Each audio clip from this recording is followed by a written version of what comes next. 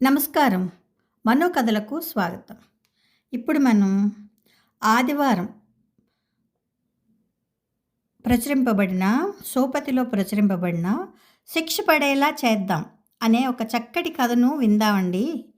రచించిన వారు శశి గారండి. కథ చాలా బావుందండి. ఇలా జరిగితే బావుంటుంది అనిపించింది నాకు. కానీ చూద్దాం.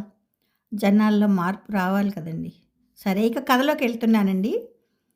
కాలింగ్ బిల్ విని "వస్తున్నా" అంటూ తలుపు తీసిన మీనాక్షి ఎదురుగా నిలబడిన కూతుర్ని చూసి బాధ, కోపం, సంతోషం 3 భావాలుగా ఒకేసారి కమ్ముకోగా అప్రయత్నంగా చేతుల్లో మొహం దాచుకుని ఏడుస్తూ నేల మీద కూలబడింది. పక్కనే ఉన్న సోఫాను ఆసరా కోసమా అన్నట్లుగా ఆనుకుని నిశ్శబ్దంగా ఏడవసాగింది. కాలింగ్ బెల్ శబ్దమని "ఎవరు?" అంటూ హాల్లోకొచ్చిన కుమార్ ఎదురుగా గుమ్మం బయట సూట్ కేసుతో నిలబడిన కూతురు వైష్ణవిని చూసి ఒక్క క్షణం షాక్ అయి నిలబడిపోయాడు. వెంటనే తేరుకుని "రా అమ్మా వైషు, రా" అంటూ భార్య వైపు చూస్తూ "మీనాక్షి లే, ఏంటి ఏడుపు?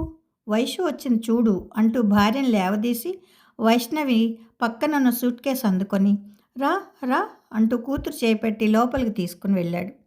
తండ్రి చేయి తగలగానే అప్పటి వరకు కూడగట్టుకుని ఉన్న ధైర్యం కరిగిపోయి "నాన్న" అంటూ తండ్రిని పట్టుకుని పెద్దగా ఏడ్చేసింది. కూతురు ఏడుపు చూసి తట్టుకోలేక తండ్రిని పట్టుకొని ఉన్న వైష్ణవిని వెనక నుండి పట్టుకొని ఏడ్చేసింది మీనాక్షి. తల్లి స్పర్శ తగలగానే ఏడుపు ఇంకా పెద్దదై తండ్రిని వదిలి తల్లిని పట్టుకుని ఏడవసాగింది వైష్ణవి. కుమార్ వీధి గుమ్మం తలుపు వేసి ఇద్దరిని వైష్ణవ్ బెడ్రూమ్లోకి తీసుకెళ్ళి కూర్చోబెట్టి తాను వంటింట్లోకి వెళ్ళి ఫ్రిడ్జ్ ఓపెన్ చేసి వాటర్ బాటిల్ తీసుకొని గబగబా మంచినీళ్ళు తాగాడు. ఒక్కసారి దీర్ఘ శ్వాస వదిలి వాటర్ బాటిల్ పట్టుకొని వైష్ణవి రూమ్లోకి వచ్చాడు.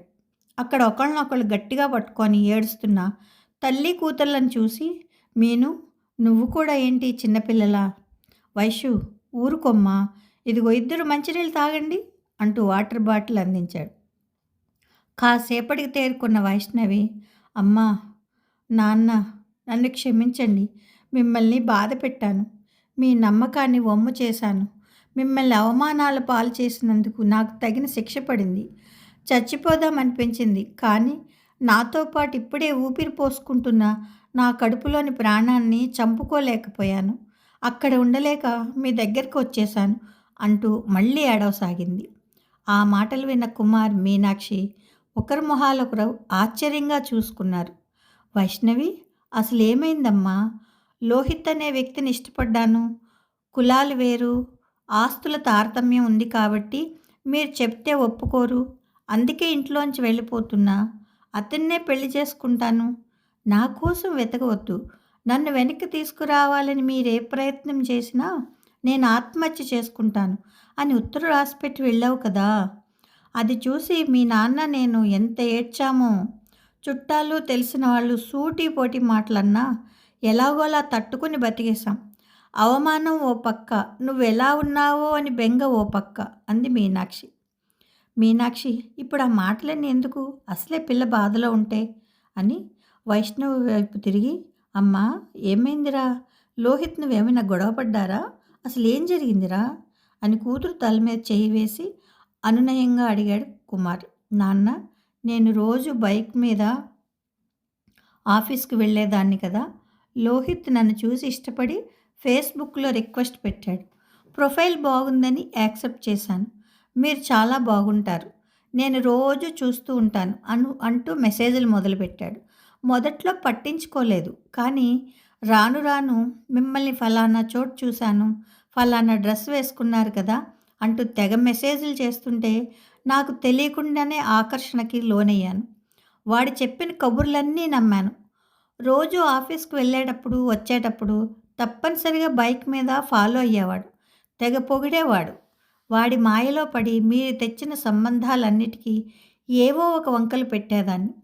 కొన్నాళ్ళకి రోజు క్రికెట్ ఆడుతున్నావు, డ్యూటీకి వెళ్ళడం లేదేంటి అని అడిగితే ఆ పని నాకు నచ్చట్లేదు. కంపెనీలో లేబర్ పని, ఫోన్ వాడడానికి కూడా ఉండదు. అయినా క్రికెట్ మీద బెట్టింగులు వేసి ఆ డబ్బులు తేలిగ్గా సంపాదించేస్తా అని అన్నాడు. నాకంతా గందరగోళంలా అనిపించినా వాడి మీద ఉన్న పిచ్చి ప్రేమతో ఏమీ వాదించలేకపోయాను. తప్పుగా కూడా అనిపించలేదు. ఇంట్లో సంబంధాలు చూస్తున్నారు అని చెప్తే నాతో వచ్చేయి, మనిద్దరం సంతోషంగా ఉందాం. మీకు మాకు చాలా తేడా ఉంది. ఇంట్లో తెలిస్తే ఒప్పుకోరు. చెప్పకుండా వచ్చేయి, కొన్నాళ్ళైతే వాళ్ళే ఒప్పుకుంటారు అంటే నిజమే అనిపించి ఉత్తరం రాసిపెట్టి వెళ్ళిపోయాను. మా ఆఫీస్లో వాళ్ళ సాయంతో నేనే ఒక ఇల్లు అద్దెకు తీసుకొని నా దగ్గర ఉన్న డబ్బులతో అవసరమైన సరుకులు సామాను అమర్చాను. ఒక్క 4 రోజులు సంతోషంగా ఉన్నాం. 5వ రోజు నేను ఆఫీస్ నుండి వచ్చేసరికి ఇంట్లో లేడు. ఎక్కడికి వెళ్ళావని ఫోన్ చేస్తే అమ్మకి ఫ్రెండ్ పెళ్ళని అబద్ధం చెప్పి వచ్చా. రేపు వచ్చేస్తా, నువ్వు జాగ్రత్త అని సమాధానం చెప్పాడు. అదేంటి, మీ అమ్మగారికి చెప్పలేదా అని అడిగితే చెప్తే ఇంకేమన్నా ఉందా, చంపేస్తుంది. వీలు చూసుకుని చెప్తానులే, సరే తర్వాత మాట్లాడతా, బాయ్ అని ఫోన్ పెట్టేశాడు. తర్వాత రోజు నుండి కాకుండా ఎప్పుడన్నా రావడం మొదలుపెట్టాడు.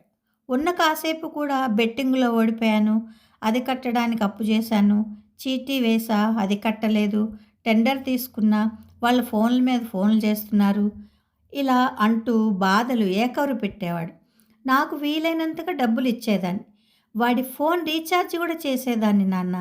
ఒక్కరోజు కూడా ఇంట్లోకి తన డబ్బులతో ఏమీ తేలేదు. నేను డబ్బులు ఇస్తే తెచ్చిపెట్టేవాడు. అదైనా అతను వచ్చినప్పుడు తేవాలనిపిస్తేనే 8 నెలల్లో నాకు ఒక్క మూర మల్లెపూలు కూడా కొనిపెట్టలేదు. నేను ఒక్కదాన్నే ఉండలేకపోతున్నా అని. కానీ ఇంట్లో ఇబ్బందులు ఏమైనా చెప్పబోతే మధ్యలోనే ఆపేసి, నీకేంటి ఉద్యోగం ఉంది, బోలెడు జీతం వస్తుంది, నాకేముంది, బోలెడన్ని అప్పులున్నాయి, ఫ్రెండ్స్ దగ్గర కూడా అప్పులు చేశా, అమ్మ డబ్బులు ఇంట్లో ఇవ్వట్లేదు, ఏం చేస్తున్నావు అని తిడుతోంది అంటూ మళ్ళీ మొదలుపెట్టేవాడు. ఎప్పుడైనా ఒంట్లో బాగోలేదని ఫోన్ చేస్తే, అవునా, జాగ్రత్త, రెస్ట్ తీసుకో అని ఫోన్ పెట్టేసేవాడు. ఎన్ని రోజులైనా మళ్ళీ నేను ఫోన్ చేస్తేనే మాట్లాడేవాడు. ఎలా ఉందని ఫోన్ కూడా చేసేవాడు కాదు. అదేంటి అదేంటి అని అడిగితే, నీకు తోడుగా ఉండాల్సిన సమయంలో నీ దగ్గర లేకుండా బాధ పెట్టా కదా, మొహం చెల్లక రాలేదు అనేవాడు. అంతే తప్ప ఏమైనా ఇబ్బంది అయిందా, ఎలా ఉన్నావు, ఏం చేసావు అనే మాట వరుసకు కూడా అడిగేవాడు కాదు. ఎప్పుడైనా గట్టిగా నిలదీస్తే, నిజమే, సుఖంగా ఉండే నీ జీవితంలోకి వచ్చి నిన్ను కష్టాలు పాలు చేశా అంటూ మాట్లాడడం రావడం తగ్గించేసేవాడు. కడుపుతో ఉన్నానని తెలిసిన దగ్గర నుంచి అస్సలు రావడం మాట్లాడడం మానేశాడు.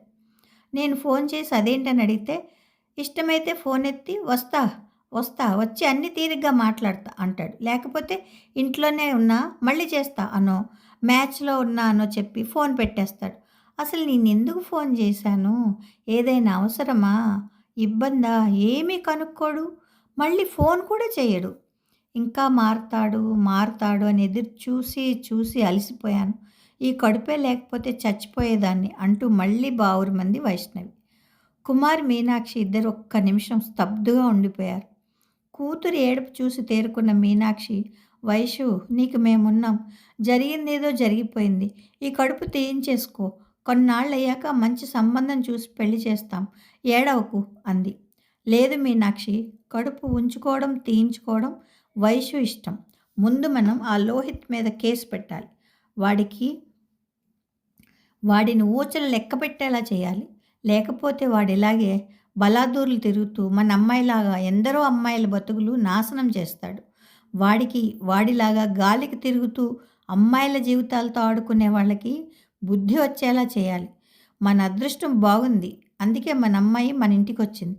తల్లిదండ్రుల దగ్గరికి వెళ్ళలేక ఆత్మహత్య చేసుకున్న అమ్మాయిలు ఎందరో అని కూతురు వైపు తిరిగి, వైషు, పదరా కేసు పెడదాం, నిన్నింత మానసిక క్షోభకు గురి చేసిన వాడికి శిక్ష పడేలా చేయాలి అన్నాడు. ఆ మాటలు విన్న వైష్ణవి కళ్ళు తుడుచుకొని, పదండి నాన్న, వాడిని వదలొద్దు అంటూ లేచి తండ్రి వెంట నడిచింది. కథ సమాప్తం. ఈ కథ మీకు నచ్చితే లైక్ చేయండి, షేర్ చేయండి, కామెంట్ చేయండి, సబ్స్క్రైబ్ చేసుకొని నన్ను ఎంకరేజ్ చేయండి. ఈ కథ మీకు ఎలా అనిపించిందో నాకు కామెంట్ రూపంలో పెట్టండి. ఈ కథలు మన చిన్నప్పటి నుంచి వింటున్నాం. అమ్మాయిలకి మరి ఎందుకో అమ్మాయిలు మనసు భగవంతుడు ఇంత ఏమంటారు, నవనీతంలాగా చేసేసారు, వెన్నలాగా అర్థం కాదు. కొంచెం వేడి తగలగానే కరిగిపోతారు, వెళ్ళిపోయి అందులో పడిపోతారు, తర్వాత కొట్టుకుపోతారు. ఏమిటోనండి ఆడపిల్లల్ని తలుచుకుంటేనే బాధ అనిపిస్తుంది. మీకు కూడా అలా అనిపిస్తే నాకు కామెంట్ రూపంలో పెట్టండి ప్లీజ్. ఉంటానండి ప్రేమతో మీ మను.